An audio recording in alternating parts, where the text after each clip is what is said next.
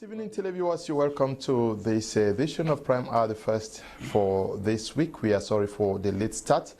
Most of our panelists are still caught in heavy traffic, and two of them have made it into the studios.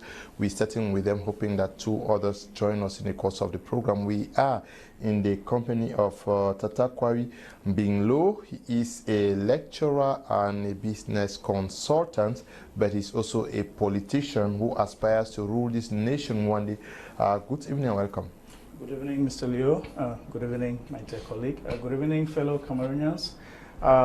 Sorry, I would have said it's once again a great pleasure to be here, but the topic for discussion today makes me feel very uncomfortable, knowing that we're discussing an individual who has hijacked a whole country for 40 years. We shall give the details later. Thank you.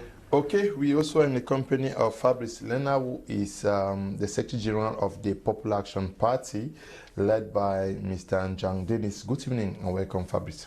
Good evening, Sir Leo. Thank you very much for inviting me on your panel once more. Good evening to Mr. Mbinglo, my co-panelist. Good evening to all the militants of the Popular Action Party. Special good evening to Tayo Tegen Terence, who have been given the power, the mantle of leadership as the coordinator and president of Popular Action Party Littoral Congress activities with his strong, dynamic and young team. Good evening to Jokem Kakunivet, the Iron Lady of PAP. Good evening to Sadi Amani in Marwa, managing activities that way. And good evening to Njang Dennis Tabe, the national president, and to our honorary President, Justice Ayapola Bine. Good evening, dear Cameroonians. This is a topic worth talking about because it's about our future, and I pray you accompany us throughout the program to share our point of view and see into it how we can collectively rebuild the foundations of Cameroon. I'm always happy to be your guest, Mr. Leo. Thank you for inviting me. Okay, we also are expecting the arrival into our studios of National President of the Reform Party, Senior Barrister Ashu, Emmanuel, who is caught in traffic, as well as the representative of the CPDM, Mr. Siaka, Shuneh. He's also caught in traffic, but I will start with you, Mr. Kwawi Mbinglo Tata. Yesterday, celebrations took place across all 10 regions of Cameroon, and even out of Cameroon. We saw CPDM militants who were celebrating the 40th anniversary of the accession to power of His Excellency President Paul Biya.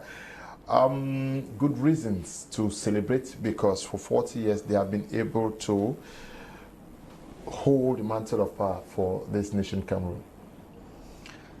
Well, Mr. Leo, you definitely know my position on this already. It is something quite regrettable to sit and watch people who have been enslaved by a particular set of people in the name of the ruling party.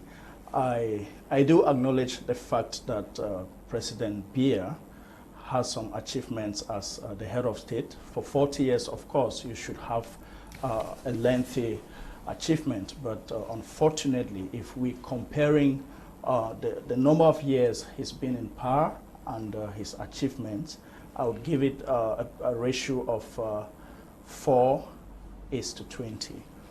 The reason I'm saying this is because for some of us who lived in Cameroon, traveled abroad and came back, I think what we met back when we came back from abroad is just worse than what we left. So these are the kind of indicators that the leadership, 40 years as head of state, has yielded no fruit at all. For those of us who know the truth, we understand that CPDM militants, most of them, it's out of frustration. They belong to the party because that is where they fit, and they believe that without the party, some of them will not be able to get jobs, some of them won't be able to survive as Cameroonians. So they give in their all, not because it is where the hopes and aspirations of the Cameroonian youths are, but it's where they actually fit. So it's something I watched yesterday with a lot of mixed feelings, and I regretted so much that this is happening in my own country. When we talk of democracy, there's no way we can be talking of an individual hijacking power for 40 years and people turn out to celebrate. That is an insult, a slap on the face of democracy. Yeah, but they have good reasons to celebrate. It is their champion. You may not buy into what they are celebrating. You are not their militants, but the president of the republic is their national president and has succeeded to maintain power for 40 years. That is what they were celebrating. Well, I think as a Cameroonian, I have a right to celebrate a president if the achievements are there. We should celebrate achievements. We celebrate life-changing legitimacy left by the head of state. But at this point, I don't see what I can celebrate as a Cameroonian. So it doesn't mean because I do not belong to the CPDM, I can't celebrate my president. If there were achievements, or there are other African countries, they've celebrated their presidents who have not made up to 10 years in power. You've seen their achievements. We have lots of them, but in Cameroon, things keep getting worse every day, and yet we celebrate more and more as he lives on. Okay. Now, the CPDM militants were celebrating their champion, who is the head of state. I don't know what reaction you people had of the celebrations that took place across the nation as the Popular Action Party. Did you people take notes? What was the appraisal that you have of what took place across the nation yesterday? Yeah, first of all, Mr. Liu, the 6th of November for the Popular Action Party is a day we see it as doom for the country because the legacy of the New Deal government of President Paul Biya soon eclipsed within a short while in the 80s. And during the period of multipartism, the characteristics of dictatorship were already evident, which by the 2000s started already manifesting itself, and his government just started shrinking after the first 2 decades. And you see, the third and the fourth decades are evident of someone whose government was not supposed to last more than 2 decades. But because for us, CPDM guys, members, militants, or sympathizers are celebrating conservation of power. And the conservation of power is not a legacy. Conservation of power is rather a means of putting a country in a spell, or putting a country in the position of celebrating an individual. They are making Paul Biya to look like the almighty God, like what the people of Zaire were doing to Mobutu in those days. And perhaps Mobutu even had some legacies of infrastructural development that he left in Zaire or DR Congo. But for us here, look at all the sectors, from health to education to market to trade to diplomacy to image of Cameroon, entertainment. What sector can Cameroon be proud of after 40 years in power of President Paul Biya, or the young people of our generation who were born to see this same president and have been unable to have hope of enjoying democracy, limit of office mandates, that kind of competitive politics where we see in other countries 2 candidates robbing mine and the best emerging as the winner and challenging the other candidate and putting in infrastructures that some other person will continue with it. That is what builds a country.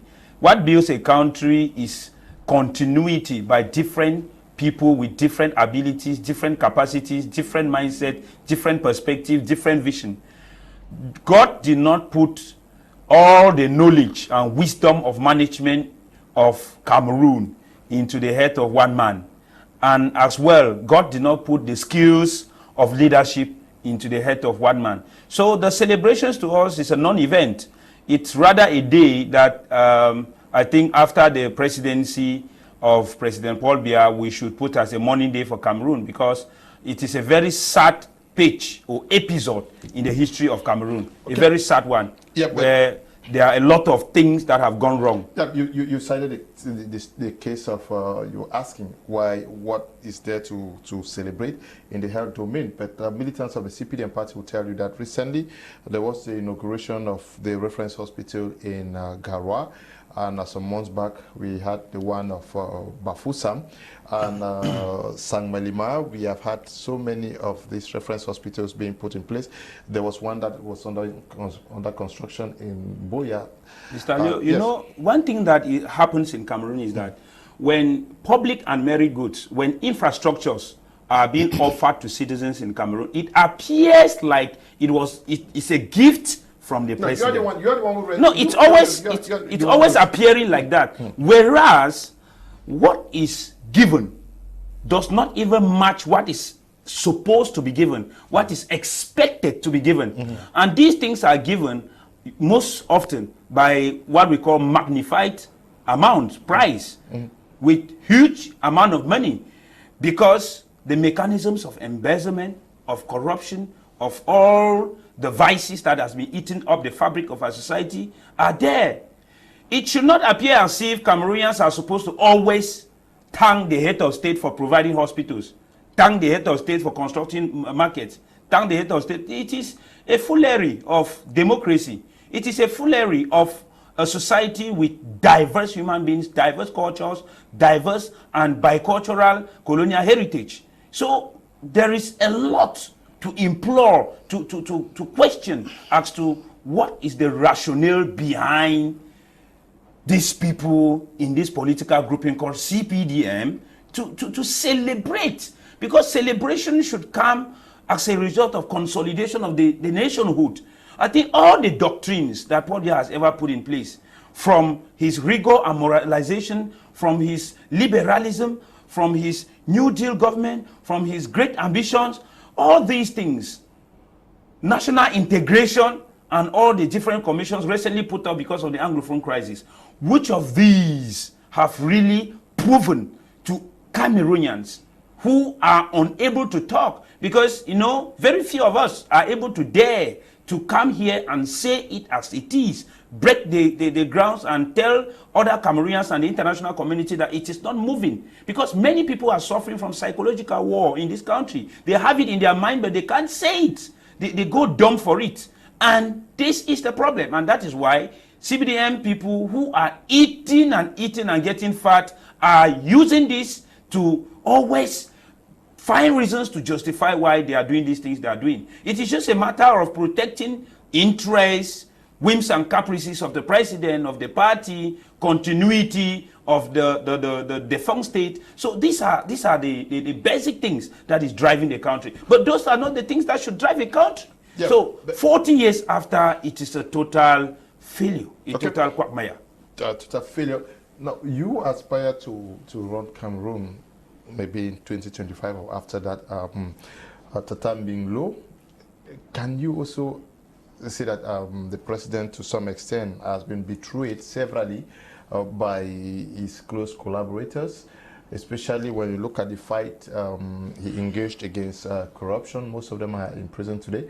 Can we also say that, okay, maybe the intentions have been good, but that these guys have taken advantage of their belonging to maybe the CPDM party to spoil the nation? Yes, Mr. Leo, I would definitely blame his close collaborators for sometimes misguiding him. But at the end of the day, he carries the greater share of the blame as the head of state. It should be your responsibility to have direct access to your people, to get daily reports from the people and act based on that. Those are daily realities. You don't sit in the Unity Palace, you sign decrees from the Unity Palace, you make pronouncements from the Unity Palace, but the reality of life is out there with Cameroonians on the street. You do not know actually the life Cameroonians live out there, because those who come to you, they present a very beautiful picture of the scenario, of course, which is not true. They come and tell you, oh, everything is moving on well. Cameroonians are happy. They go to their TV stations, they make up stories within the party framework, present to the head of state. That is all he knows about Cameroon. The ruling party, and his close collaborators, but he doesn't know the real life of the Cameroonian on the street. This is why I keep blaming him, and I think age is dealing with him because he's unable to tackle certain things that we need a vibrant leader who goes out there, talks to the people, meets the people, solve problems. I mean, from the field, not from Unity Palace. The Anglophone problem is not in Yaoundé, but it is masterminded by those who are in Yaoundé because they do not give him the real picture of what's happening on ground. They mislead him. But what does he do? He's tired. He cannot go out there to find a solution, to talk to the people, to meet those concerns. How can we seek a way forward? How can we solve this problem? A vibrant president would have gone to the Northwest and Southwest more than twice from the beginning of this crisis to meet the people and talk to them. Get the solution from the groundwork. Don't sit in the Unity Palace. Everything is delivered on your table. That's a sign of fatigue. He's exhausted. We know at his age, over 90 years, what do we expect from a president? Even a king is unable to deliver to his kingdom at that age. What of a president in a democratic country like Cameroon? We talk of democracy, but this is not true. Because at the end of the day, everything, just as he once said, when Yaoundé breathes, Cameroon is alive. Yeah, So, but the constitution does not bar him from standing as president of the republic. And Mr. Leo, yes. this same head of state, President Paul has Biya, he has not- manipulated this constitution over two Yeah, times. but has he not the constitutional right to stand as president? Does the constitution bar him from being president? The constitution has been made to favor him and his people. That we already know, and it was made by him. So that constitution, to most of us, is not even valid as a constitution that should be respected by all, because the constitution has changed the tradition and made him a life president. That's what he wanted, and that's what his people want, and he got it. So we cannot be here supporting a constitution that works in favor of a particular group of Cameroonians. That is a constitution that was voted by the representatives of the people. We're talking about members of parliament. That is even the worst set of people I would want to mention in the process of constitutional change, because they have no say apart from endorsing what comes from the Unity Palace. That is not a parliament. To be honest with you, a parliament deliberates, makes policies. They are out for checks and balances. They have never proven this as their duty. They only execute what comes from the executive, whereas it should be the reverse. Nobody questions the executive. Nobody questions the president as members of parliament. But you execute all resolutions, all proposals from the Unity Palace. That is not a parliament. Okay, we are also expecting that Senior Barrister is going to be joining the panel very shortly. We are also expecting Mr. Shuneh, who is going to, okay, he's here already, thank you. Mr. Shuneh, just join us because we're already late. I don't know, yes, just join us. We are looking at the parliament. But now, if our opposition parties have failed to take up parliamentary seats, why do you want to blame the CPDM for endorsing what their national chairman desires? Because policies, they were elected under a political manifesto headed by a president, and surely are working towards making sure that this manifesto is implemented. Of course, I do blame everyone for the current situation we have in the country. I'm not blaming the head of state and the CPDM party only. I'm blaming the opposition. But the greater part of the blame goes to the youth, because I believe we, the youth, constitute more than 60% of the total population of Cameroon. But when it comes to electoral processes, we abstain from.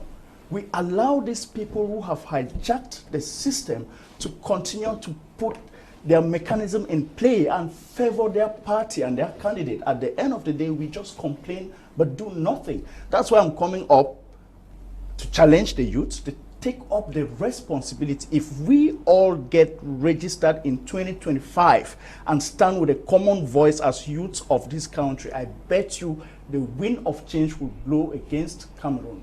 Yeah, because I want you to come to this Fabrice Lena, because now almost everybody says, oh, the CPDM has reached, and those who are helping people not to register are you guys, the opposition, because you tell people that through the ballot box, we can never win anything, so there's no need. And you discourage people from registering and never telling them that now with the Android generation, there are greater possibilities of beating the system. You guys are also helping Fabrice Lena to I don't know, not encourage guys. You discourage guys a lot to believe in the power of the ballot box. How then do you want to take part? Mr. Leo, when you say you, I don't know if you're using it. No, because you were trying to be specific. You shouldn't be specific. You know my message to the young people, and this is not the first time I'm coming to your platform to call on them. You know effort I've put in place to bring youth together, from the Anglophone Youth Conversation Forum to the different other initiatives, bringing youth together so that we could see how to define the approaching future, so that our future could not be mortgaged by these people again. I can say that the context of election in 2011 it was quite different from the context of election in 2018. I'm talking about the presidentials. And the context of the local elections in 2013 were different from the context of the local elections in 2020. So you cannot blame a party whose bastion of support, like the Popular Action Party, whose bastion of support is in the crisis region, and in 2018 to have not participated in elections, because those were crucial moments where no one at that point in time would want to listen to anything elections, or even had electoral cards, or even had elements that could permit them, or even guarantee of security that could permit them to go out there and vote. And that is what and why CPDM had to go into the environment and hijack everything by the mechanisms that they use. But now, as the tendencies is changing, we adapt to the changing environment. The only person that is not a politician is one who doesn't change. And a politician needs to adapt with the political environment. You have to read the mood of the people. You have to go along with the feeling of the people. And we believe strongly that the feeling of the people now is, okay, 2018 is past, we are 3 years gone, and we are looking now at the trajectory of the remaining 3 years, which is towards another political season. What is the new things that should characterize this period? All right, we say perhaps situations have been such that we need now to use the possible means within our capacity to also get in there and have these institutions within our control. We could influence these policies in these places. And that is why PAP had been mobilizing for voters registration. PAP has been mobilizing for young people to engage in civic and political participation, including a lot of young people, young women, young dynamic Cameroonians. It's true that the 40 years reign of President Paul Biya have traumatized young people, have devastated young people, have made so many young people to be to become so unpatriotic. Fabrice, this unpatriotism starts from the head of state, who have been so silent and don't care about the citizens. That is what you are saying. But I'm not sure Mr. Shuneh buys that. Mr. Shuneh, I saw you guys celebrate President Paul Biya's 40th anniversary session to par. It was done across all 10 regions of Cameroon, even in the northwest region, where we had the Secretary General of the party, who was present alongside other political bigwigs of that party from the northwest region. Across the oceans, we also saw celebrations out of the country. What were you guys celebrating, and what is there to celebrate? Yes, Leonard, I have come here today to analyze fervent political facts on the 40th anniversary celebration of His Excellency Paul Biya, a visionary leader with unmatched leadership qualities. I have not come here to argue or quarrel with any political party, but to edify public opinion on the achievements of the New Deal government since 1982. What calls for celebration is the fact that His Excellency Paul Biya he brought advanced democracy and multipartyism in this country, and freedom of speech. And that's why you see anybody can sit on any TV plateau to speak freely and talk about Mr. Biya as if they are talking about a no-nonsense man. I want to say that we were celebrating the grandeur of a man who has handled the nation with tact, wisdom, and intelligence. A man who has brought economic development to this country. A man who has sold the diplomacy of this country out of to the world. A man who has brought political, historic, and cultural breakthrough in this country. A man, a force to reckon with. We are celebrating development, infrastructural development. We are celebrating economic development. We are celebrating political progress. We are celebrating peace, unity, and national integration. Okay. Now, some persons would want you, all of what you just cited, general, specifically in the domain of education, health, and the like. Can you tell us what advancements we have experienced? Progressively, as you just cited, in terms of education, he has brought educational reforms in this country. When Mr. Biya took over in 1982, we had one state university. Today we have 9 state universities in this country. And they have liberalized the educational sector. You can see the proliferation of private universities in this country. I think that's something we have to celebrate, because each and every Cameroonian now have access to higher education. In those days, we had the one and unique University of Ewane. Today we have 9 state universities. This calls for celebration. Health-wise, when he took over, in 1982, we had 1 reference hospital in Yaoundé. Today, we have 5 reference hospitals in this country of high standards. When he took over in 1982, it is in 1984 that we won our first African Nations Cup. 40 years after, we have ultra-modern sports football stadium in this country, world class. You can compare it with any stadium in the world. Sports infrastructures have been developed in this country. You have the Japoma, Douala, Dewanda, Limbe, and so on and so forth. We can cite them. In terms of infrastructural development, we had less than 1,000 kilometers of tarred roads when he took over in 1982. But today, we have more than 3,000 kilometers of ultra-modern tarred roads in this country. These are statistics that we have to verify before we start making unfounded claims and criticisms. Ultra-modern tarred roads? Yes. Okay. Yes, Senior Barrister, we are glad you are here, National President of the Reform Party. Your first appraisal of the celebrations that took place across the nation yesterday. Good evening, fellow Cameroonians. Good evening, Reform Party members. Good evening, fellow panelists. Good evening, Mr. Leo. Well, the first appraiser will be that when I see CPDM people pounding their chests and celebrating, I just say this is pure hypocrisy. When Mr. Biya became president, he was not president of CPDM, so I don't know what are you celebrating.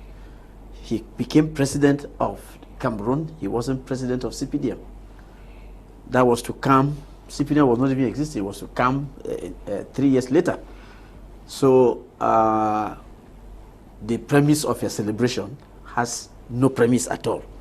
Now, the second aspect of it is that it beats my imagination how people who claim to be practicing democracy don't seem to master the democracy. It looks like for CPDM, the laws are meant for others. The laws are not meant for them. In 1966, Cameroonians sat together and said, let us bring together our political parties and form one party, which was called the CNU. That party was not created by law, was not created by decree, was not created by statute. 1985, Mr. Biya in Bamenda said, CNU becomes CPDM. 1990, the state came up with the law on political parties, which asked all existing political parties to toe the line. I am president of National President of Reform Party. My party is legalized. I don't know whether CPDM can give me the date on which their party was legalized. In fact, it is appalling that a party can produce a president who has been re-elected more than 5 times, parliamentarians, senators, mayors, and all that without being a legal party, a legally recognized political party. I'm sorry, you can go to your books and look at it. CPDM has not been legalized in this country as a political party. For your information, I had raised this argument before the Constitutional Council, and it was only because of some consideration that I withdrew my challenge. So I know exactly what I'm talking about. There is no decree legalizing CPDM. Was there a decree that created your party? My party was legalized on the 27th of July, 1997. It was legalized, sir. There's a decree. So, CPDM, I'm sorry. We cannot be talking politics to people who don't apply the rules of politics. You are not democratic.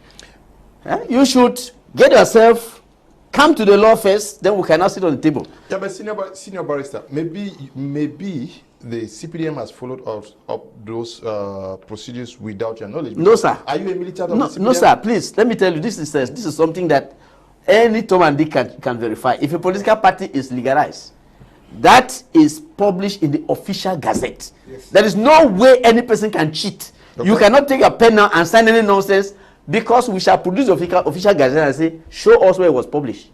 There is no such thing. They have never been legalized. If they have, please, just give us the decree and give us the day. And the official gazette in which it was published. Okay. Because the thing is that they said that. No, we are not talking CPDM. Today we are talking about President Paul Biya and not necessarily about the CPDM. Yes, no, I'm saying that they take over the celebration of Mr. Biya as if it was their affair. Whereas they are the ones who have put us into trouble. They are the ones who don't respect the law.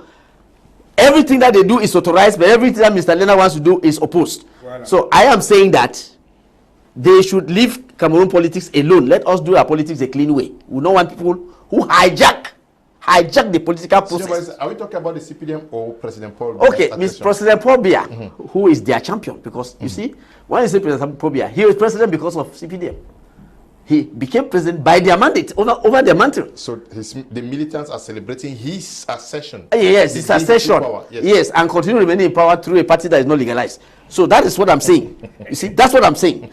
So I am saying that, contrary to what the exponent for the CPDM was saying here, that we have how many kilometers of ultra-modern, I don't know, are you calling farm to market roads ultra-modern roads? Because when I look at the roads in the country, which is the one that can qualify as an ultra-modern highway? No, there is, maybe you can manage one. You can manage the Douala Yaoundé. Excuse, wait. The new one that is under construction for the past 7 years, they have not been able to finish. We can manage part of that one. Have you seen it? You see? But ultra-modern, there is no ultra-modern road in this country. Go to Ekok. Go to Ekok. Yes. Up to the bridge. Look at the road. After the bridge. I mean, are you proud when you reach there? You look at the road between the bridge and Nigeria, going to Nigeria. How many lanes? From the bridge coming to Cameroon, how many lanes? Look, you want to talk sense. In our own side is one small thing like that. In Nigerian side, how many roads? Please learn well. I think that we should, at independence, Southern Cameroon had 3 international airports. How many do you have today? Not even a single airstrip. Those were airstrips you are calling. I said international airport. If you have seen you people excuse me, an international airport in German, an international airport German airstrips that people own in their Queen Elizabeth landed at the Tico airport on board a 747. It's an airstrip. It still remains an airstrip. We receive a 747. Yes. This urban airport had 4 landing tracks. It's a tavern. An airport is not the tavern. Okay, look. It's not the tavern. It looks like you need to get some information, because no, you're talking up to today, up to today, your emotions every plane that is up there gets its air route from Bismarck. You see, Bismarck Airport. I mean, the airport is no longer there, but they use it. You say, I am this number of kilometers from Bismarck. You have Bismarck. You have Cape. You have Benghazi and Cape Town. So you see, and Cairo. Those are the 4 air routes, air terminals in Africa. Your big Douala here is not known. All the pilots who are flying up there, you say, I am this number of kilometers from Bismarck, although you have destroyed the airport, but the air route is still there. So I'm telling you, you should speak the truth. CPDM has brought more harm, if you're talking economically. What happened to our petrol? Senior Barrister, are you talking about CPDM or President Paul Biya? We cannot differentiate. Well, President Paul Biya became president because of, he was given the mantle by President Ahijo, but he has remained in power ever since because of this fake party that has not been legalized. And they give us a lot of trouble, so I have to hit out of them. Mr. Shuneh, I'm not sure this is what he's saying is true, because some persons may accuse me tomorrow to say I said so on Canada yesterday. Don't be afraid. I said so on Canada yesterday. That the party is not legalized. I'm not sure. A party that is not legalized will not be taking part in elections. You know that Senior Barrister, to whom I owe a lot of respect, is speaking and contradicting himself at the same time. He said here, and I quote, that in 1966, all the other parties decided to dissolve and form the CNU to become one. Yes. The CNU is just a change of name from the CNU to the CPDM. It was not a new party that was formed. Where's it called? For your information, Senior Barrister, with all due respect, CNU, which changed its name, just like your Reform Party today, if you decide to write to the Minister of Territorial Administration to change the name of your party or add something to the Reform Party, they are not going to issue you a different recipe. Yeah, the same number will be there. It will still be the same number, but it will be a change of name. It will be considered that the Reform Party has done a change of name.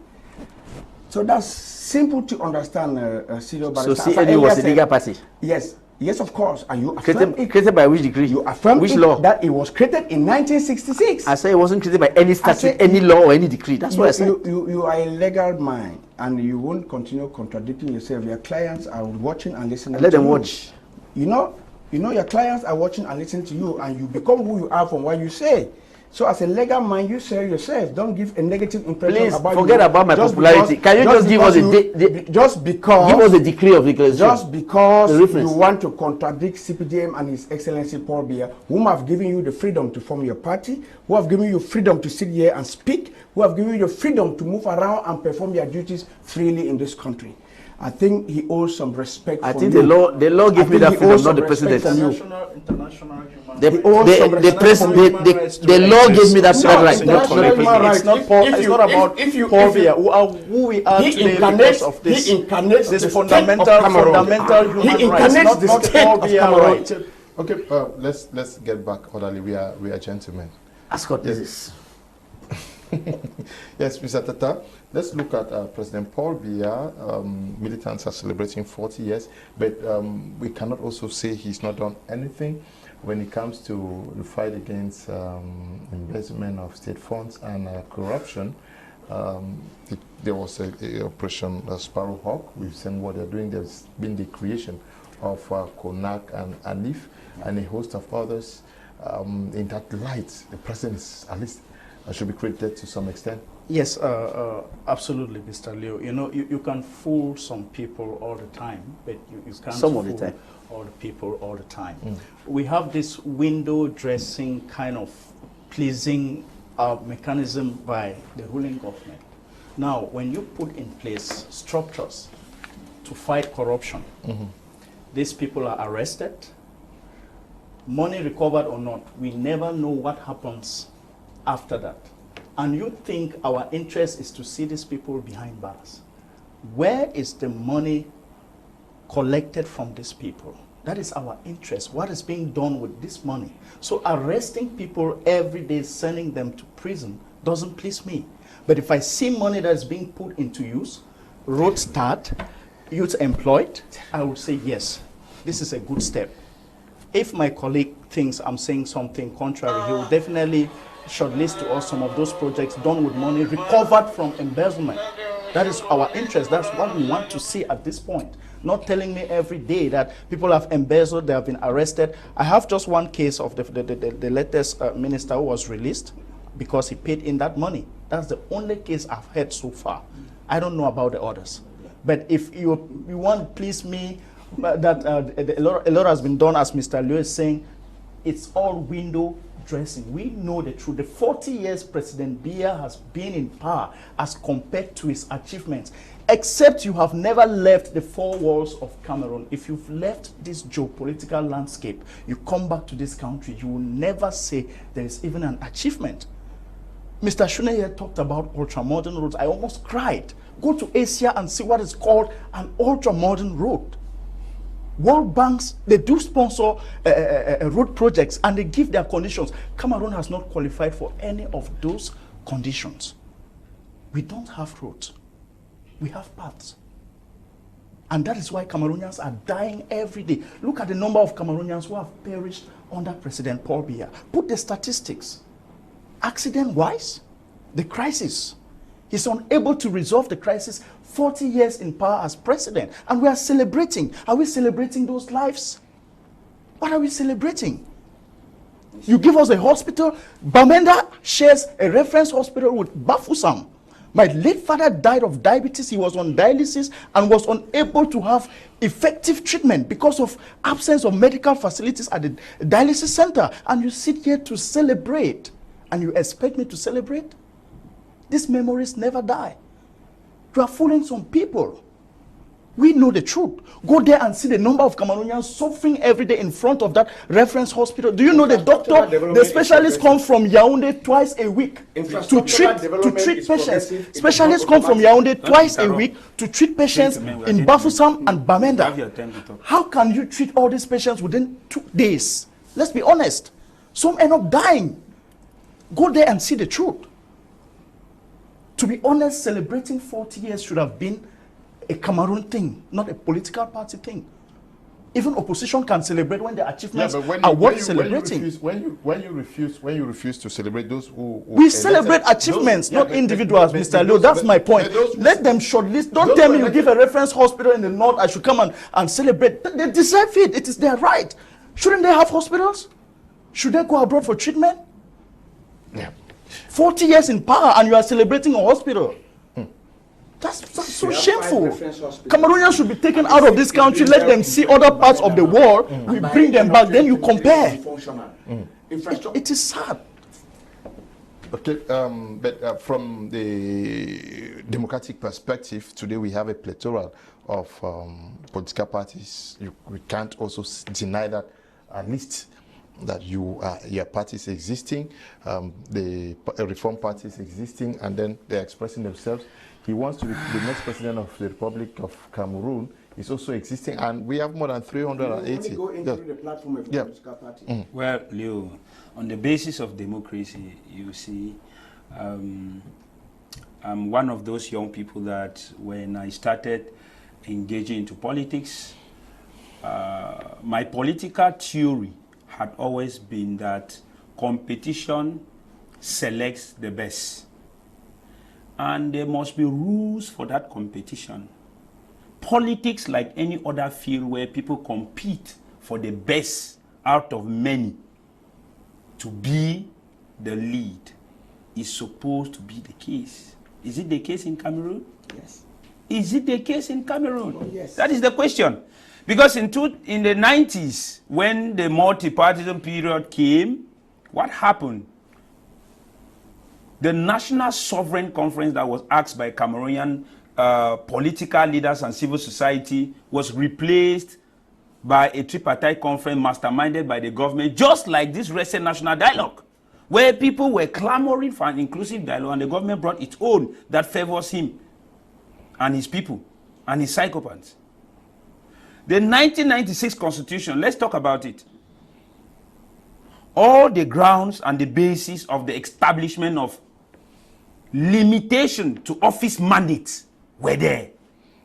Normally, President Paul Biya's office mandate was not supposed to exceed 2011 because it was supposed to be 7 years, renewable once. And what happened in 2008? Suppressed the Constitution. Suppressed the Constitution. People came out to march and the whole towns were filled with guns and gunboats, water tanks. And then how can you call that democracy? Look at recent elections, 2018 and 2020. Were the conditions free and fair for everyone? You cannot go to a competition where the president of the republic is the one appointing the director of Elekam. Dr. Eno Egbe Abraham, that I respect so much, is appointed by President Paul Biya. Do you expect him to do something contrary to the expectations of President Paul Biya? No, of course. The Constitutional Council president, Mr. Clement Atangana, who is a jurist I respect so much because he's a father, is appointed by President Paul Biya. Do you expect him?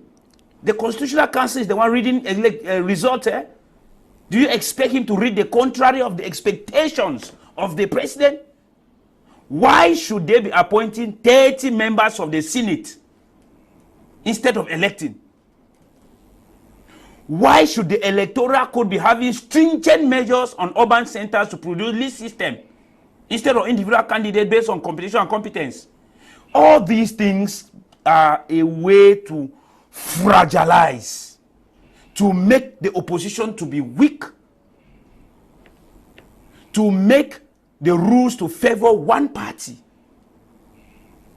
Why is there still the existence of appointed GOs, SGOs, instead of regional councillors who are supposed to take full control of regions? We cannot be having elected officials and at the same time appointed officials. Do you know that Cameroon is currently operating under a kind of cacophony of system where we cannot determine, because the existence of regional councillors, mayors, at the same time, GOs, SDOs, what kind of administration is this? Only in Cameroon that this exists. And all these people are entitled to allowances, to budget money, taxpayers' income. What vexes me in all these things is that if you are a young Cameroonian struggling to put up a business and you do not meet up the criteria required by any of the business formation documents in this country, you will see the rigor with which they are going to follow you up to pay your money, to pay your taxes. So all these things come to say, my dear brother, you should first of all search your conscience when you want to talk to people. We should stop this politics of the belly, politics of interest, politics of telling lies. Time for propaganda is over. Let's look at Cameroonians and say, what? Let's build the foundation of this country on truth and honesty. Let's not leave a legacy that will be questionable to our names. Okay, good evening to you, Oben Clinton. And to you, Joe Akem, Albert Bibi, good evening to you, people. And to you, Don Man, I salute all of you watching on our Facebook handle. It has not been easy for the past week with the internet connection. I'm glad you guys are watching us and also contributing, and I salute all the great compliments you are sending to us as we debate in today's edition of Prime Hour. Mr. Shuneh, when Cameroonians, do you understand the posture of opposition parties also who are regretting the fact that we are not where we ought to have been? Come again. That is, do you also understand someone like Senior Barrister and Kwawi, as well as Fabrice Lena, who think that Cameroon was supposed to have gotten to a greater position or height than where it is today? Fundamentally, I am flabbergasted by their opinion, because Cameroon is advancing at a geometrical progression instead of an arithmetical progression, with a nation that just got independence in 1960. With what we have achieved for now, because when you're talking about Asia, you're talking about the United States of America. Those are nations that have lived for centuries. We just celebrated our 50 years of independence just a few years ago. Let's talk about and then we just got into independence. We just got into democracy a few years ago. We just got into multipartism a few years ago. You know, you always like to cite Rwanda. I have been to Kigali. I don't know whether you've ever been there. You watch Rwanda, you watch Kigali on Facebook. Kigali is the only town in Rwanda. After Kigali, give me the name of another town in Rwanda as we sit here. Give me, don't touch your phone. Then you tell me. Because Kigali that you see. They are having characteristics of dictatorship, just Yes, like the president. characteristics that you see. My phone. Yes, because you want to Google. The man is having characteristics Apart of from the dictatorship. capital, no, get it. Apart from the capital of Rwanda that you know, give me any other town again that you know in Rwanda. I've been there. Just drive 2 kilometers out of the capital. So you are not even ashamed of what you are saying. I am saying that Kigali. Cameroon. He's not even ashamed to say that another country. You guys Let me land. But he's You're trying to cite a case like Rwanda. See, we have Bafoussam, we have Douala, we have Yaoundé, we have Garoua, we have Ngaoundéré, we have Bamenda, we have Limbe. We have big cities in this country, and infrastructural development is progressive. It is not automatic.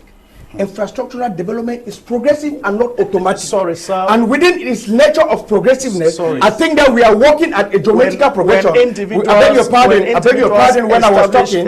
When you were talking, I gave you time.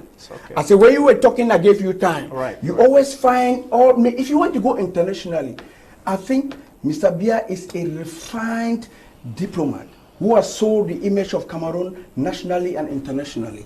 And I think that you cannot be quoting Rwanda to compare with Cameroon. Look, Cameroon, diplomatically, Cameroon has won, Mr. Biya has won the minds of the international community with the image of Cameroon. Cameroon is a member of the Francophonie. Cameroon is a member of the Commonwealth.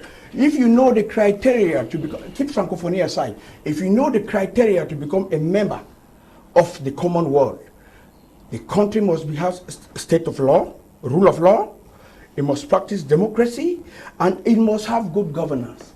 If we are members of the Commonwealth, if Cameroon is a prestigious member of the Commonwealth and the Francophonie, it means that we have rule of law in this country, we have good governance, and we practice democracy. There is no way you can want to sit here and challenge that the 40 years of Mr. Biya has been that of failure. It has been that of diplomatic success, it has been that of infrastructural developmental success, it has been that of good governance, it has been that of health-wise. As I told you, we have 5 reference hospitals. We have 9 state universities. We have, look at the level of energy. We have the Mvele, we have Lompanga, they are on under construction. Before you know it, energetic problems in this country are going to be solved, and we have public investors, foreign investors who will be coming in. These are all achievements of Mr. Biya and the government of this country. And I think that nobody, no leader in this world is perfect, but it doesn't call for the fact that you want to say that for over 40 years he has done nothing, when the freedom of speech you are enjoying here is the freedom of speech is one of the achievements of, the government of this country. Because you have countries in this world where you cannot sit on the plateau and speak about the president the way you're talking about Mr. Biya. There's freedom of speech, there's freedom of political association, there's freedom of everything in this country. I think it is intelligence à la service de la nation. Mr. Biya is intelligence à la service de la nation. Intelligence for the service of the nation, and we should be thanking God for giving us a father like that. Okay. No, let's look at how the president has succeeded to ensure the full implementation of what is commonly called national integration and unity. This has been a very strong slogan and a vision of the President of the Republic. How better integrated or united is the country, and if that is not happening as desired, is it also that his collaborators are not helping him achieve this? Thank you, Mr. Leo. There's no other person who can talk about Mr. Biya's achievement in that domain but himself. Okay. I will quote him when he was being interviewed by Mr. Mo Ibrahim, when he said, "We have done everything possible to assimilate these Anglophones, but we have failed." That just gives you his position on national integration. His modus operandi was to integrate, to assimilate the Anglophones. And he confessed during that interview that he has tried everything and failed. So today we are having a civil war in the country. We are having a civil war. Is that, and you know the characteristics of a civil war? Is that a sign of a civil war? You were taking on my friend here that whenever he's talking, you should be quiet, and I think you should also let him. I understand. Yeah, go on. So today, the good governance of Mr. Biya has led this country into call it civil strife, call it civil war, but it's a civil war. It's a civil war. We have a full-blown civil war in this country. Is that national unity? When we called on him to bring the sons and daughters around the table, he called the tailored major national dialogue, where he said, discuss this, discuss that, don't touch this one, don't touch that one. We have all seen where it has led us to. Total failure. You can say you came out with independent national conciliator. Thank you. Of what importance are they, the two of them? What development are they bringing? Their presence has not stopped the Kumba mayor, super mayor, from owing 11 months of unpaid salaries. You are from there, you can tell us better. It doesn't stop each of the 3 Kumba mayors of having 9 months of unpaid salaries. So you can tell us what benefit our people are deriving from all that. So Mr. Leo, you see, I want to visit something that my good friend here mentioned. He was attributing the creation of schools, the creation of hospitals to the President of the Republic. Let me remind the public that in this country, hospitals, public facilities are created through the budget. They are created through the budget. And especially under what the column they call the public investment budget. Except you want to tell us that all the parliamentarians have no use, all the senators have no use, all the work they have done should all be given to the president. Because the president only comes at the tail end to sign whatever work parliamentarians and senators have done, and even civil servants in the various offices who prepared all those budgets. Everything comes with the president for the final signature to make it law. To ratify. So please, we should be very honest to say that work done by a great number of Cameroonians is not work done by the president. Let us be honest to ourselves. Mr. Biya did not create those schools. He didn't create universities. They were created by Cameroonian institutions. They went through the parliament and the senate and the various ministries and even the SDOs, every area. They call everybody, what do you need? And I have a word for these people. You see, because we are suffering because of the mal-governance. When they say public investment budget, they only invest money in things that don't produce any money. In fact, our public investment budget is a consumption budget. A budget to repair roofs of public offices, to put culverts. I mean, but things that don't produce any money. So how do you get money by investing in things that don't produce money? Now, you talk of the president having tried because Cameroon is only 50 years old. Let me remind you, maybe you forget. Malaysia used to send its people to CDC for training. Yes.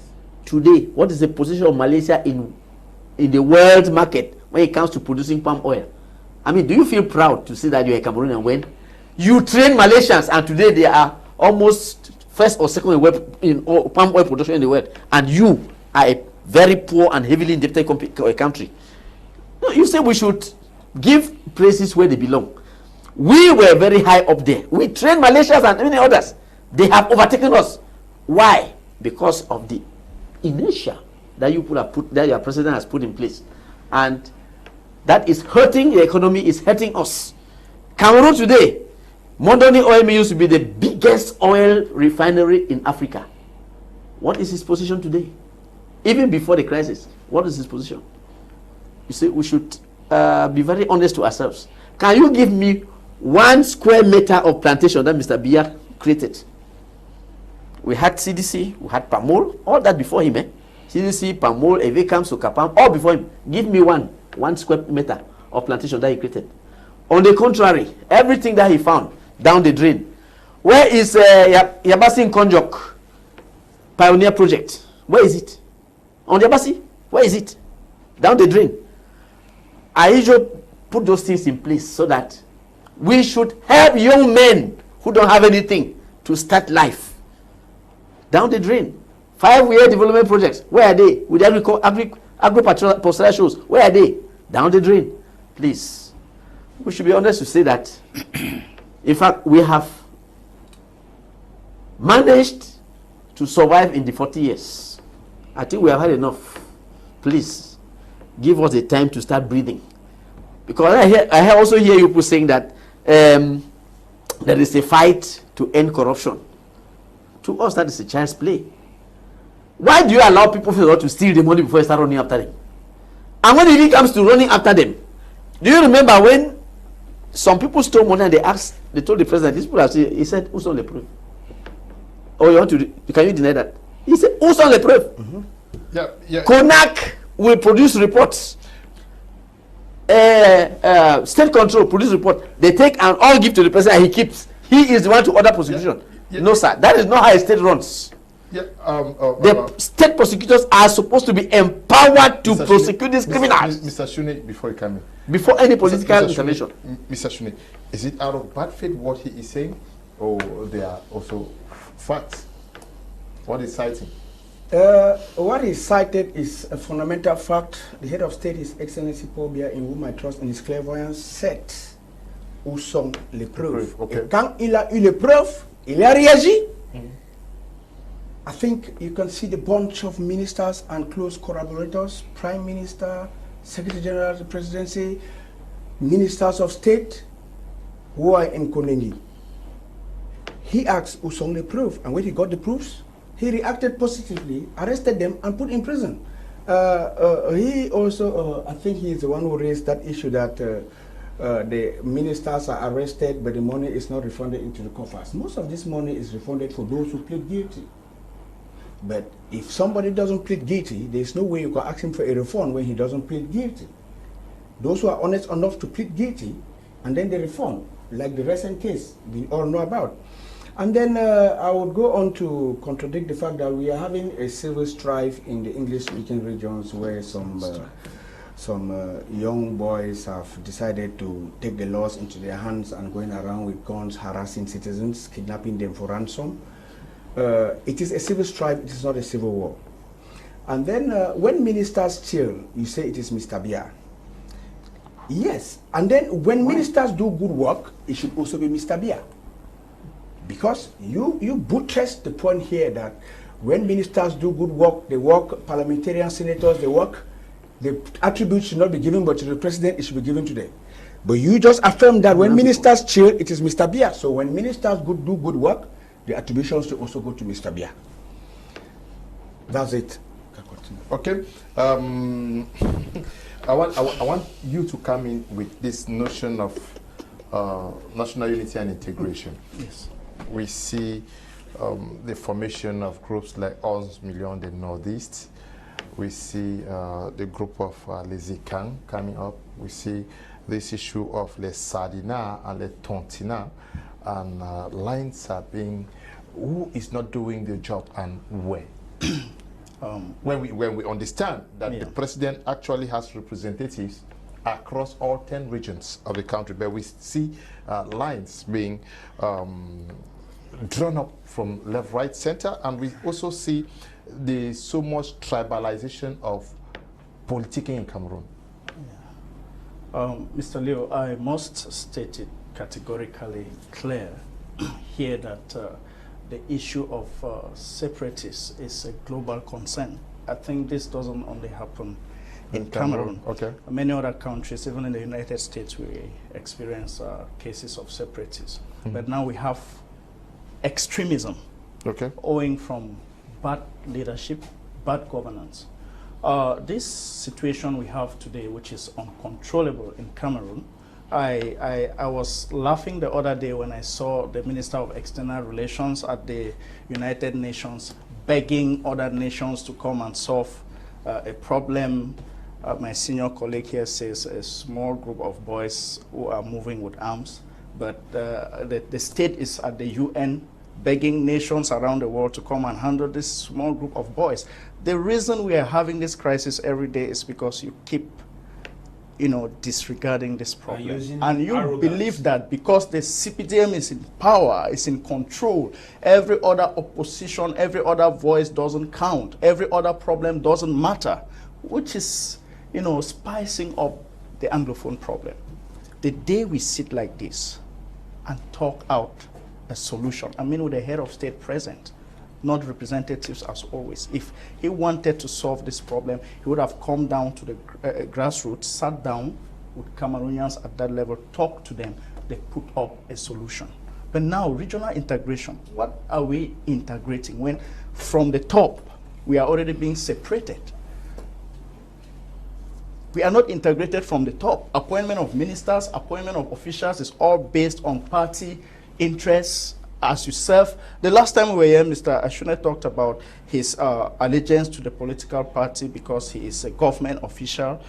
So he owes his party that allegiance, that respect. I was like, in this century, you mean you look at your kids and tell them you cannot survive on your own if it is not CPDM? You mean you do not deserve to be where you are because you belong to this political party? You make some of us feel like we are just lost in Cameroon. That's a wrong allegation. No, you made this comment. Anyway, we're not going to that point, but you made that comment here clearly that your allegiance is because you're a government official, you owe your allegiance to the ruling party. That's what you said in your own words. So what I'm saying here today is if we want to talk about national integration, there are vices, there are parameters that we have to put in place.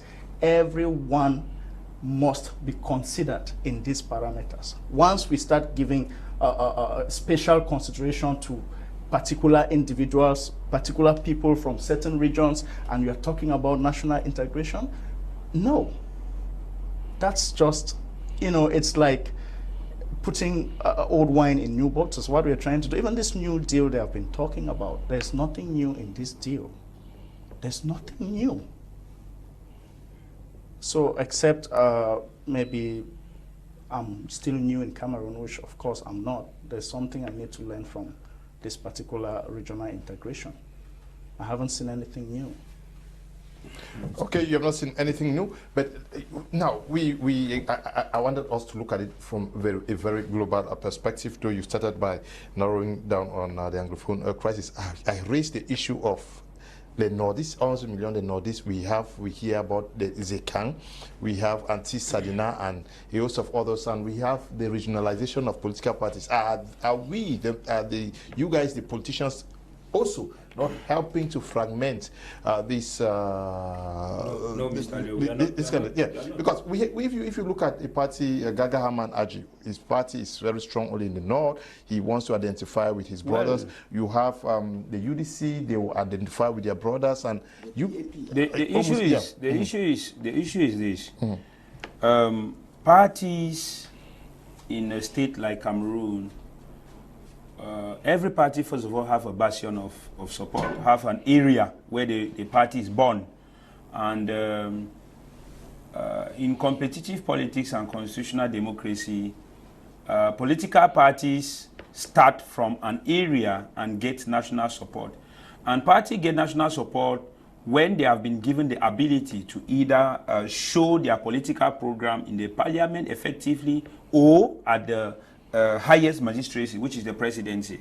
But since in Cameroon, because you can't say the same with, in the 90s, SDF had national support. SDF was quite born in Bamenda, we know that, but it had national support. SDF was very popular in West region, even in the extreme north, everywhere, before the subsequent parties that started fragmenting.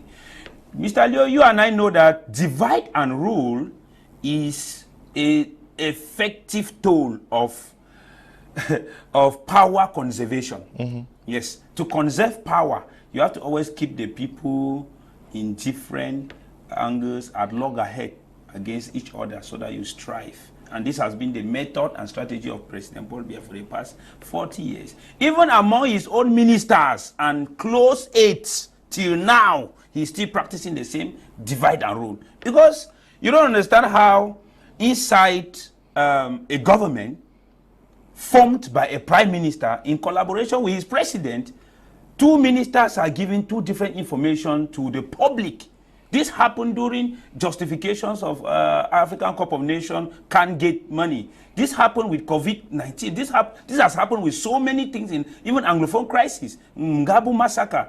We saw two officials in two different ministries or institutions of the state coming to give two different information. So it comes to tell you that the concept of high instruction from the head of state makes us to understand that the government is formed to worship a single person who decides on how to place who where.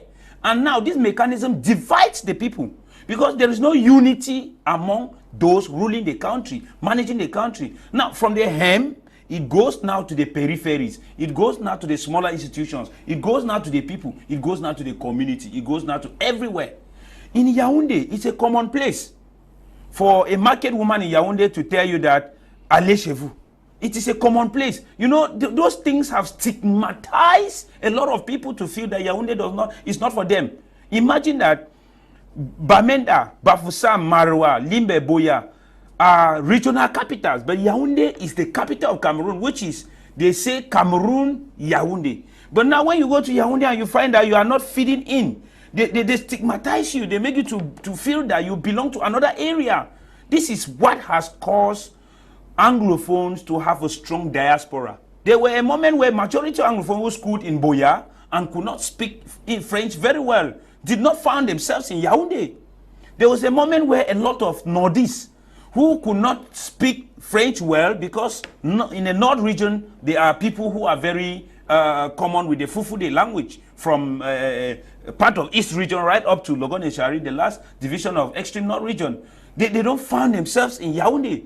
And you see, these are things that have been nurtured over time to become now the explosion that we are seeing today, with each part of the country regrouping themselves to cultural identity, colonial identity. Because apart from the fact of cultural identity, there's also colonial identity. Because first of all, English-speaking people will first of all want to identify themselves with people of a unique Anglo-Saxon culture, with an education system they think is the best, with a judicial system they think is the best, and first of all, distinguish themselves from the French system, which to a certain extent has not been helping good governance, not only in Cameroon, but in Africa. And going now to the different cultures, you discover now people want to identify with themselves. Because in Cameroon, it's a common place for a Bamileke man to identify with a brother, that people who are very good in business activities and they can easily help each other to grow. It is a common place for an English person to identify that we are very good in entertainment and our culture is universal. It is very commonplace in a Northeast person when he speaks the Fufude to say that we are people who wear Gandora and this. So these things are issues that are supposed to be of good help as Africa in miniature, which is what we were expecting the government to prone. But they are instead using it to divide Cameroonians, to make sure that you feel you are an Anglophone and you are not a Cameroonian. Because there are many times, Mr. Liu, I've traveled out of this country, you are in West Africa or in East Africa, and when you say you are a Cameroonian, they say, but your English is very fine. I said, no, I am an English-speaking Cameroonian. You get it? You have to justify again. We are not like Canada, because the whole world knows that Canada is a bilingual country. You don't need to tell anybody in the world to say you are a French-speaking Canadian or an English-speaking Canadian. No, because there it is automatic. They know that it is like that, and that is what the state promotes. But in Cameroon, once you are out, by your actions, by the way you manifest, you have to justify to people. You get the point? Do you blame President? Of course. In cultural integration, what they call cultural integration, Mr. Leo, there was this 2012, if I'm not mistaken, Olympic game where Cameroon represented with a Toko dress, and it was written by so many magazines in Europe. And what happened to it? There's even a Cameroonian young person who sold one of those things for a very high price. No. The issue is that government use these things for propaganda instead of valorizing it to bring the people together. They are using it for propaganda, for political propaganda. People who do not adhere or criticize the government are not taken into consideration in issues that belong to you. Mr. Leo, as a matter of fact, this AP propagandist is really showing that he is a prophet of doom. You know, CPDM and song. Cameroon cultural diplomacy. He just cited an example of cultural diplomacy where they use the top dress to sell the image of Cameroon. Instead of seeing the positivity in it, they are trying to tack a negative connotation to it. It is really terrible. It is really terrible because Cameroon is a terrain par excellence for the practice of multiculturalism.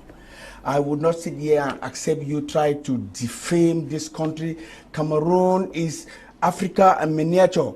Cameroon is a country of more than 350 tribes who live in peace, unity, and progress. I think that any nook and cranny of this country, you go there, you find Anglophones who are living there peacefully. As we are talking now, they are watching us from the north. They are watching us from Kolofata. They are watching us from Jum. They are watching us from Sang Malima. They are watching us from Betua. And Anglophones are living there peacefully, cohabiting with their people. And you sit here and you are making this kind of fallacious pronunciations in the name of the PIP.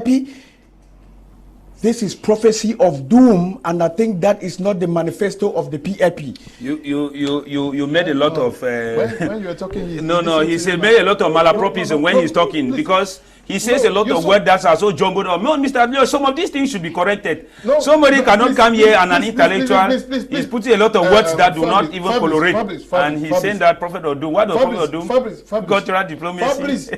Fabrice, you spoke. It's quite laughable. Yes, it's laughable. But you spoke now. Nobody interrupted you.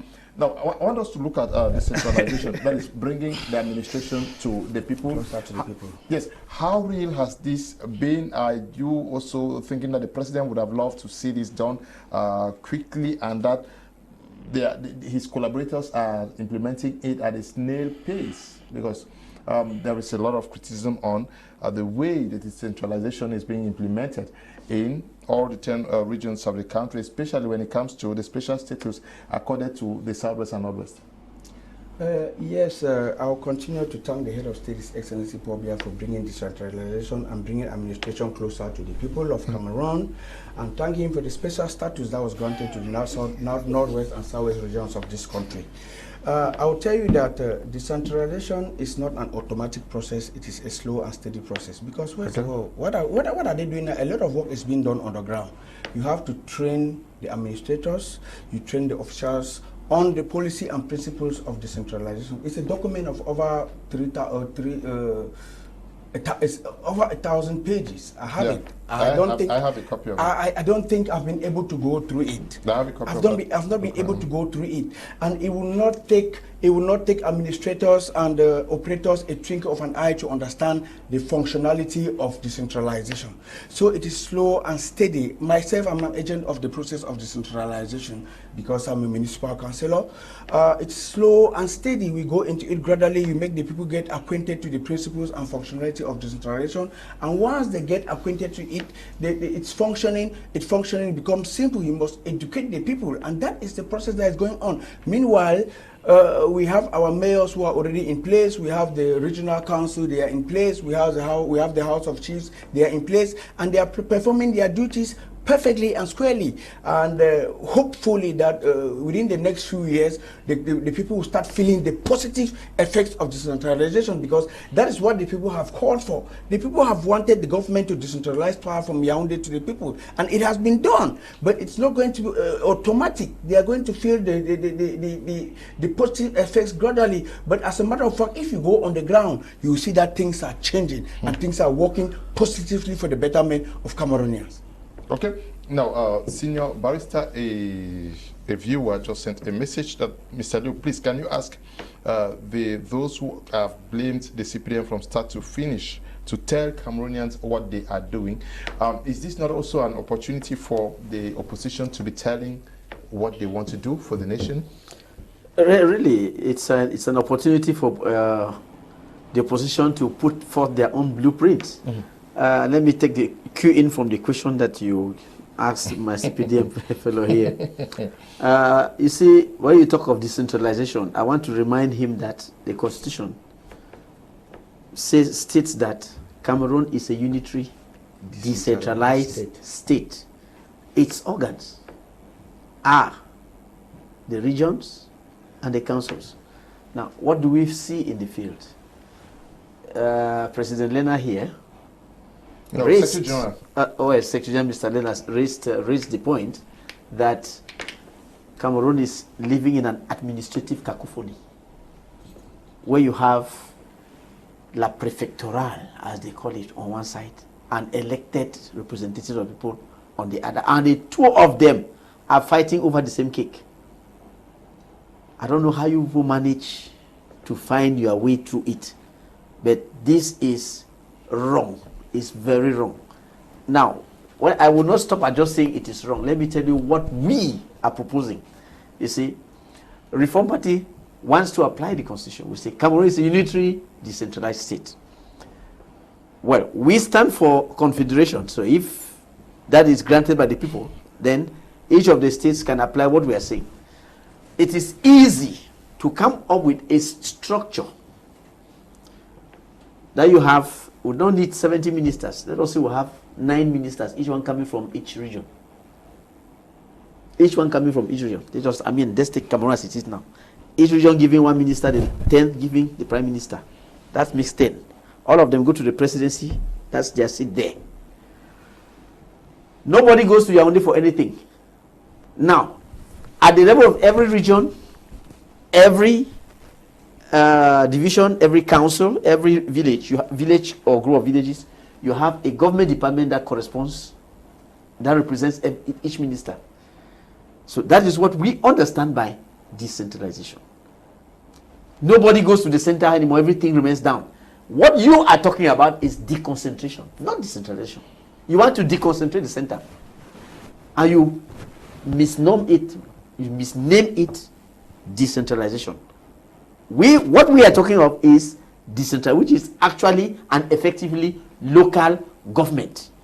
So we are advocating real local government, which will give people power to the hands of the people. But actually, that's what we are experiencing now. No, I'm sorry. If you follow the explanation I gave, you are kilometers away from what we are propagating. You see, so if you were to go by the dictates of Reform Party, you will have power in the hands of elected representatives, not appointed DOs. Okay, not appointed DOs. You think that the problem now is the fact that we have subdivisional officers? They are doing the same job as the elected officials. No, he raised it. Yeah, no, but they are there as the representatives of the head of state at the regional. Does the head of state need a representative? Yeah, that's the colonial administration. But that is what they are actually doing. That's why we are saying that it's wrong, because it's colonial administration. Please, colonial administration. Okay, Mr. Leo. The essence here is to learn and for people to sell their manifestos. Right. I'm sure the PAP has a way that they would have done differently, and that is the essence why I'm asking him, and he's trying to put forward the manifesto of his party. Yes, Mr. Leo, as you rightly put it, yes. You see, the president does not need a representative at all the levels. These people, you see, the president himself is an elected official. Okay. So he doesn't need, in fact, there is no part of the constitution that empowers him to have representation everywhere. Divisional, there's no part of the constitution, none. On the contrary, there are other elected officials who don't have the same strength as him.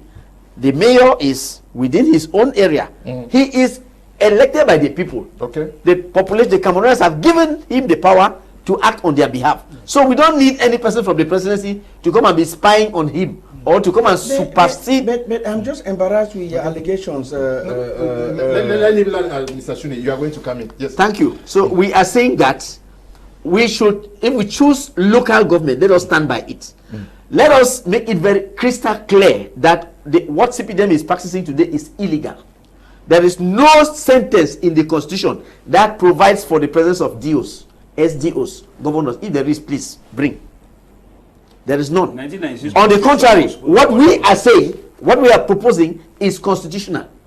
You see, the organs of the state are the regions and the councils. And that is what we are respecting. We are giving powers to the regions and the councils to act on behalf of people. But they already have the power. In this respect, the regions, according to you, now elect the person that manages the regions and the divisions. According to 1990, if I want to jump in, Mr. Leo, according to 1996 Constitution, what we call presidents of regional council were supposed to replace governors. Correct. The regional council presidents are supposed to replace governors and have direct universal suffrage, not indirect. That's right. Because what they are doing by special status or this thing they have come now is that the presidents of the regional councils are elected by councillors. You get it? Indirectly, which make the party that has majority of councillors to automatically be the party that will have the president of the regional councils. Okay. So this is where the problem lies. Okay. Ayafo Ephraim, good evening to you. Good evening to you. Fru 40, good evening to you. Enjoy. Emmanuel, good evening to you. And to you, my brother Julius Chofo, good evening. And Paul Tabugo, good evening to you. Joachim, once again, good evening. Disake Jacob, good evening. Joachim, I wanted him to be more explicit. So you wanted to add something to this? Yes, I think this was a challenge to us, the opposition. Yes. Just as Senior Barrister has clearly spelled it out, the existence of ENAM. You know, ENAM from the beginning was just a school of magistracy. Now, after the '92 experience where President Paul Biya saw that there was danger if he had allowed full decentralization and democracy, they added administration to ENAM. And now these are his direct representatives imposed on the people. That's why even a council that is elected by the people, at the end of the day, they sit, deliberate. It is the SDO who validates that session at the end, claiming to represent the head of state. Now, what about the population? Where is their own power? Because at the end of the day, if a session doesn't favor the big man, it is not validated. Yeah. We know that. They are there to monitor regional representatives, local administrators. They are powerless. An elected parliamentarian, elected mayor has no powers in his constitution because a common divisional officer is standing there. Yeah, but why do you call them? That is because they are appointed by an individual. You cannot compare, Mr. Leo, you cannot compare the powers of an appointed individual to an elected individual. Say an appointed and not a common. Mr. Shuneh. This is okay. This is even one of the reasons why the head of state himself said it when he was interviewed, that we have tried to assimilate the Anglophones, but it has not worked. It is through these personal representatives. The governor is there. Whatever you do in the region ends at the level of the governor. If he doesn't confirm it with Yaoundé, it goes nowhere. Okay, you've made your point that the governor, everything comes through the governor before going to Yaoundé. But I said earlier on that the governor acts like the representative of the head of state. So that is dictatorship. That's what we are saying. It's not democracy. Yes. I'm perpetually challenged by their opinion on the fact that local governance is not effective in Cameroon. Local governance is very effective. Decentralization is very effective and is working progressively. How? Let me substantiate. Okay. The regional council is there. The regional council sits, they vote their budget, and they implement their budget in their projects. The local councils are there. I speak like a councillor. We sit in our plenary session. We come out with our budget. We vote our budget. We approve it. And we implement it. It is not the SDO who comes to tell us how much we have to vote in our budget. It's not the SDO who comes to tell us how we are going to implement our budget. We work independently as a council. These are things that you just need to go to the ground and test it and feel it. You are still thinking of Cameroon of yesteryears. Cameroon has changed fundamentally. And then to reinforce decentralization, the government has transformed the school for local governance in Yaoundé, in Biya. It is now called NASLA, the National School for Local Administration, where all local administrators are now being trained and drilled. Actually, councillors, mayors, regional assembly executives, they are going back to NASLA to get themselves trained and be acquainted on decentralization. And by the time they go back to their various councils, you will see the effectiveness of decentralization. Because you have to turn, it's progressive, my dear brothers. It is progressive. This country has, the president of this country has good intentions for this country. And he has put in the infrastructure and put in the bodies. NASLA is there to reinforce decentralization. NASLA is there to reinforce strategic development and reinforcing the local authorities to be empowered to be able to implement this decentralization to the satisfaction of all Cameroonians, and we are of the very strong opinion that in a few years' time you'll be feeling the effectiveness and you'll be celebrating this decentralization. Yeah, but do you also understand with Cameroonians who think that the pace is slow? You say training. Yes, but this has been for so many years today. This is governance. As I always put it, governance is progressive. Mm-hmm. And we always say in every political dispensation... You think the President of the Republic is very comfortable at this pace? He might not be comfortable, but we have to move at the pace at which it will be comfortable for the actors who are on the ground. Mm-hmm. Because we have to train the people. You can't just think that you bring decentralization and you pick somebody from the streets and put him there to start implementing it. They have to get trained. Do you also understand that there may be some persons in Yaoundé who would not be too happy to see power completely given down to the regions and divisions? It is all about the law. It is all about the law. It's not about opinion or wishes. It is not about opinion or wishes. It is all about the law, and decentralization has been given. It is being implemented progressively, and it will be implemented to its end. Okay, but no. We have something to discuss. I think we're having a debate. It is interesting for us to. This decentralization issue is very important. I think we should explore more. Spoken about it? No. I've not said things that are important. The panelists need to. Panelists need to. He's the one that has been speaking. No. Please. He has been speaking. Let's calm down. Mr. Shuneh, please. Mr. Shuneh, please. I don't want to have the impression that we are not fair on this platform. The first person that I gave opportunity to talk about decentralization is you. You said that you gave the picture of your party for decentralization. Yeah.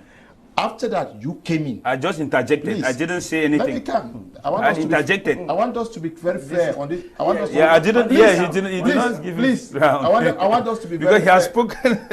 Just give us the fair. Well, yes. You came in, and then he has come in. To say that he has spoken 4 times is a lie. He spoke. He came in, you came in, and then he's just finishing. He has been coming in. That's what I mean. No. Okay. Just once. I wanted to. Yes. What I wanted to say is that yes. I'm not going to be long. Yes. Go on. I wanted to say, Mr. Shuneh, in which year? Shuneh. Sorry if I didn't pronounce your name well. In which year was decentralization enshrined in Cameroon Constitution? 1996 Constitution. No, I'm asking the question. From 1996 to 2022, 26 years, and you are here telling Cameroonians that governance is progressive. And you started your argument here. Don't forget that the pace of governance of President Paul Biya is geometric red. Geometric red means 2 times 4 times 8 times 16. That is geometric red.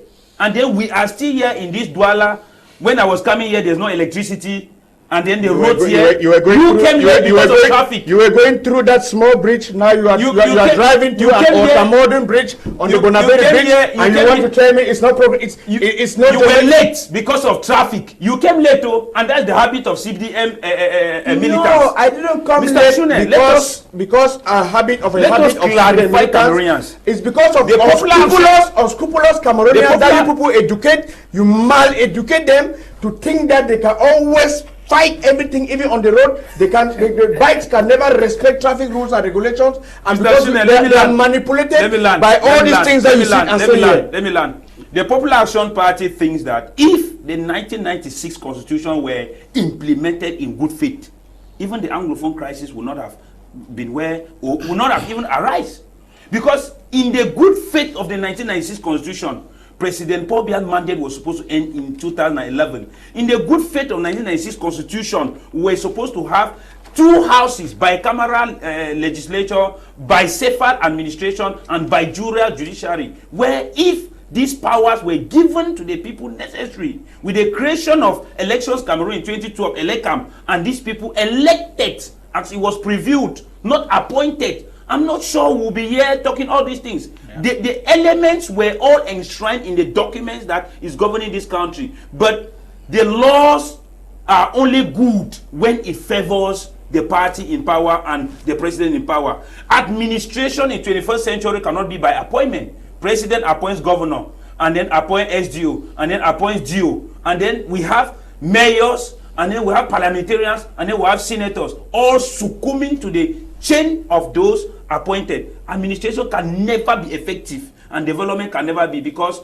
the presidential system is not only strong, but dictatorial. Because you, the president, when you want to oversee everything, at the end, you end up imposing your will on the people. Now, I thought you were going to tell us what a PAP has for the people. What, practically speaking, what would the Reform Party be doing to see effective decentralization? Or you are talking about federation? Confederation. Thank you, sir.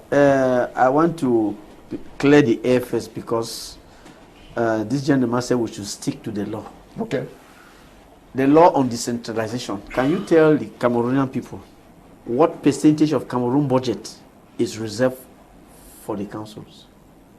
If you don't know, I will just tell you, so don't have enough time. 15%. You said that the book is very big, about 1,000 pages. People are still reading. I don't know which they will finish reading. So by the time you finish reading that book, before you start deciding whether there will be a modification, how long do you think that will take? Now, the second part is, how many government departments in Yaoundé, the centralized services in Yaoundé, have been closed down because of decentralization? Because their powers have been given down to the councils. If you can tell us, then we'll know that yes, you are really trying. Because we are seeing that what you people are practicing is deconcentration. You take away some powers from some services in Yaoundé, but the services still remain there. No, we have a whole ministry has been created. Ministry of Decentralization and Local Governance. Let him go. Yeah. You go to all the ministries in Yaoundé, no service has ever been closed because its powers have been given down to the councils. None. No, they are all intact. They are all intact. No ministry has closed down its external services. They all have central and external services. Division, regional delegation, divisional delegation, subdivisional delegation. Which ministry has ever closed down any of its delegations because its powers have been given to the council? Now, how do you solve the conflict in authority between those various delegations and the powers given by the extensive powers given by the decentralization law to the councils? How do you solve the conflicts? Because if you tell me that in the southwest and northwest regions, okay, the special conciliator is there, but that special conciliator is concerned with the users and the council, the conflict between the users and the council. They are not concerned with the conflict between the government services and the councils. How do you solve that? That is the reason why Reform Party says administrative collaboration. That's the reason why Reform Party says that to avoid all this cacophony, all this confusion, we scrap that ancient and colonial system of having appointed representatives, workers. The name is Enam. Scrap them off. Enam. Transform that Enam into a law school. Enam, transform into a law school. Then allow the elected representatives to represent the state. That is what we are propagating, and we think that is effective decentralization. Okay. Thank you, Mr. Dio. Yes. Yes. If you were to be president because you aspire to that office, of course, how would you let the people actually exercise their powers at the basic level? Yes, I agree very much with the barrister. He has almost the same framework as my vision. Okay. The first thing is to give the people the powers they deserve. Let them elect their representatives and work with them at the regional levels. Governors should be elected. That is my first degree if I get into office. Governors will be elected, but they will be supervised by the central administration for the purpose of accountability. But when it comes to execution of duties, the people empowered them, let them exercise their power. Appointments will be based on recommendations from each region. That is what we call regional integration. The people must have a say in their appointed officials. It is not the business of the president, his party, and his friends. So the first step for us is to fix this broken constitution. And that aside, our constitution has a lot of provisions which are not being respected. Yeah. It is being covered. Now, when we have a parliamentary system like what we have today, a parliamentary system that in parliament we have over 180 parliamentarians, and the ruling party has over 140. Now, even the opposition walks out, even 50%, if they do not agree with the bill, at the end of the day, the CPDM takes the lead. That is not a parliament. They just go there to sit, take money, go back home, because whatever they decide there, we already know the outcome. That is not a system that should function in a country like Cameroon. So there are a lot of structural changes I must put in place for us to have a better country. Okay, you must put in place to have a better country. But this, I think we should distinguish what he's saying from what I said, because you have appointed a representative in the center. We don't have any central government. We have ministers working at the presidency with a pool of government secretariat. There is no ministry, nothing. Just those ministers there. Yes. Everything is done by the regions. With us, there is nothing. There is no center. I didn't say everything. Total decentralization. No center. I said you are. So your own. You have people at the center. No center. So how do you? The ministers are in charge of propounding and seeing to the enforcement of government policy in the different sectors. In the various sectors, education, policy, and so on. They work as a team. Yeah. For instance, let me tell you a simple example. You want to build a secondary school. The Minister of Health is interested. That secondary school needs a health unit, right? Minister of Housing, the houses to be built, the structures to build them should respect housing norms. Minister of Education, for the school curriculum, everybody has his share inside there. Okay. Minister of Mines and Power, come and make sure that the cables that are used and the plant electrification, they are all correct. From what I said, Barrister. I am saying that with yours, you have elected people who go to the center. With us, we don't have any center. We have no. There's no center. There is. You see, the ministers are at the presidency with a pool of government secretaries. They supervise all the services.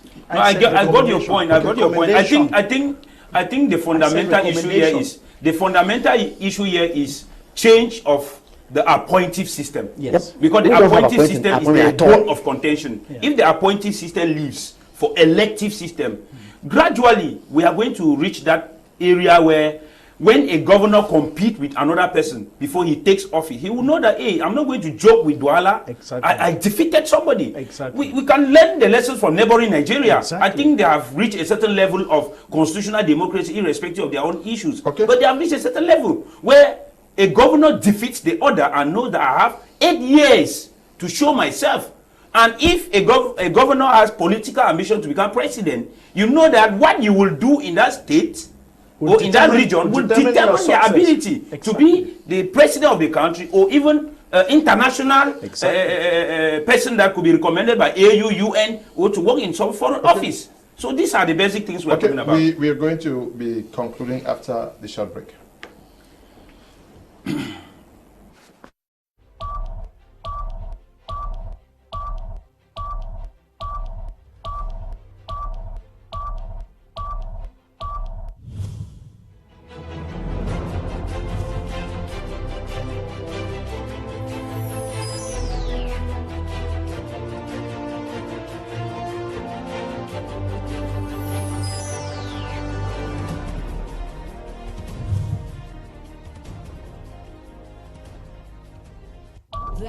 It's not dark, it's bright. Black is bold. Black is every color all together. My thing, your thing, our thing mixed together.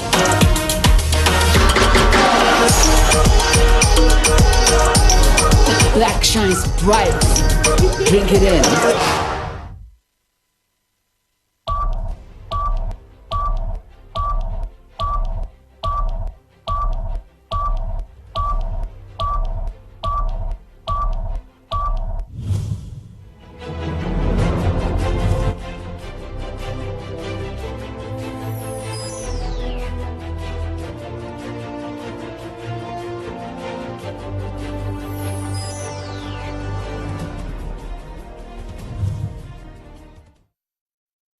Prime on my Media Prime. I will be ending this program with you, Mr. Shuneh.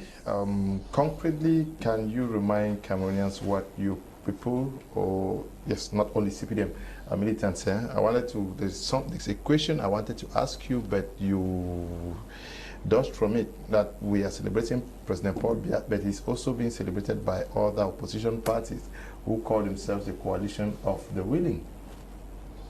Presidential majority. Yes, a presidential majority, yes. But concretely, what can we say is the net balance sheet of President Paul Biya? Actually, the net balance sheet is a very positive one. Okay. We don't have time to enumerate all of them one by one, but Cameroon, economically, we have experienced economic growth for the past years. Politically, we are enjoying a plethora of political emancipation. Culturally, we are seeing the manifestation of multiculturalism, how Cameroonians live freely in their country with their different tribes and interact freely. Religiously, we have religious freedom in this country and people worship freely. In terms of industry, we see how the country has grown up. We see how they are building dams all over the country.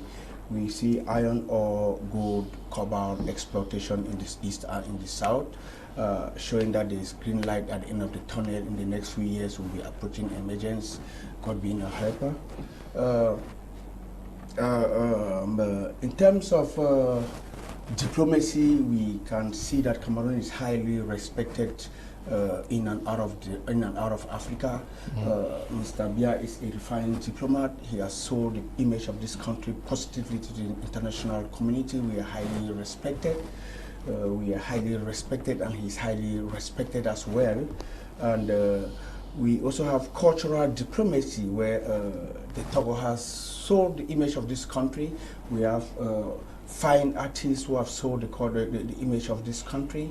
And I think that with all these achievements, the Ruby Jubilee for the head of state, His Excellency Paul Biya, is a one to celebrate, is a one of reckoning, is a one of hope, is a one that shows that this country will be approaching emergence not long from now, and that we all Cameroonians should put our hands on deck and see that we can join him to push this country ahead, despite the fact that we have to discourage the machinations of some unscrupulous economic predators who call themselves separatists, who think they want to divide this nation. We think that Cameroon is one united and indivisible. The hand of God is in this country, and the Anglophone problem was acknowledged by the head of state. And if you would bear with me, the consortium that was led by Agbogbala and Ambe Fontaine, they came out with some points that they gave to the government to resolve. I think the only thing on that point, the only point on that that the consortium said in that wasn't addressed was the issue of separation or federation. Besides, every point on that list has been addressed. We have the common law bench in Enam. What has not been done? Everything has been resolved, and it's just an issue of some, as I call them, economic predators who want to hide behind politics to make money, and they want to instrumentalize Cameroonians to separate. Cameroon, we cannot separate. We are a nation born by God, and together we are strong. Senior Barrister, we unfortunately are out of time. Thank you for coming. Certainly, you have one last word, especially for our Cameroonians and your militants. Thank you, Mr. Leo. Mr. Biya took over this country with good reserve. Today, the country is heavily indebted to the tune of about 13,000 billions. I don't know how somebody can be happy with that type of debt. You look at the mine sector, you want to cry because the only pride we had, Sonara, caught flames when he could not even mine one liter of our oil, of our crude oil. He was unable to mine to refine 1 liter of our own crude. It took fire, and the government has been unable to repair it. This man mentioned steel. In fact, what a shame. You carry our steel and dash foreigners. When we have children who have studied geology, when we ourselves have the potential to put up a steel industry that can process our steel and we sell it for good money. In fact, these people, all they want to do is sell away, give away all our wealth. I think it's high time that all Cameroonians go to the pools, go to a lake, and please go and register massively, so that any election that comes forward, we should send this illegal party out of power. Okay, thank you too for coming, Mr. Right. Tata. Thank you so much, Mr. Liu. It was quite an educative debate. I also want to appreciate my colleagues all here for the level-headedness. There's a lot I got from this. And to fellow Cameroonians out there, yes, we've given the CPDM party 40 years of governance, and we all know the truth. You've seen the result. So it's time for us to reevaluate the political structure of a country, look at the challenges we face, especially the youth. This is our time. Believe me, Paul Biya took over this country at a very youthful age, but he has refused to relinquish power to us, and he's preparing his son to take over. So we need to be wise. We need to know what we want. We won't allow this country in bondage and in the hands of a particular family. This is not a kingdom. Okay. So we shall turn out massively and cause a change in 2025. Okay, yeah, my media prime will take exception to that information that the president is preparing his son to take over, because we don't have any... It's my opinion, and I have a right to my opinion. Yeah, that's what it's I'm my saying. opinion, yeah. Yes, I'm saying that, but we take exception to that because we cannot independently confirm that information. Yes. Yeah. I just want to say, I just want to thank all the militants of the Popular Action Party. Special greetings to President Abubakar Siddiqui, our friend and ally of the Grand North. I know we are preparing something. To my monomologue, bonsoir à toi, Ayatou. Manu, nous sommes ensemble, il faut qu'on continue de travailler ensemble. La jeunesse, c'est nous, le peuple d'abord. And to say, all those watching in Yaoundé, let's keep up doing the work. We have a great responsibility for our future, not to be mortgaged again by these people. And we are not going to accept anything out of the Constitution to be done again to this generation, because we are the never again generation. I encourage all political leaders that have been struggling for change in this country. Courage to you, Mama Kawala. Courage to all leaders, to Justice Ayapola Bine, to Lependai Koka Christian, may your soul rest in peace, and to all those that have been struggling in recent times. May God continue to give us the courage to see Cameroon in a new federal republic very soon with a synergized energy.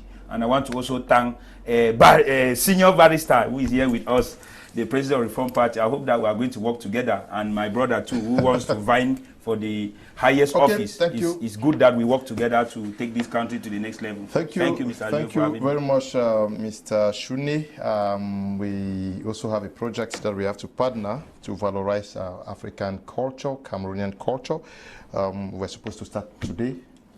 Seemingly you are not prepared for that business. We are going to do that in the days ahead. We want to thank you all who took time off to watch this edition of Prime Hour. Tomorrow is going to be another exciting edition. Thank you to the production team, Desmond and Eli, and to you, Tabi Tambe Brian, supervising the work we do out here. Stay blessed. Bye-bye.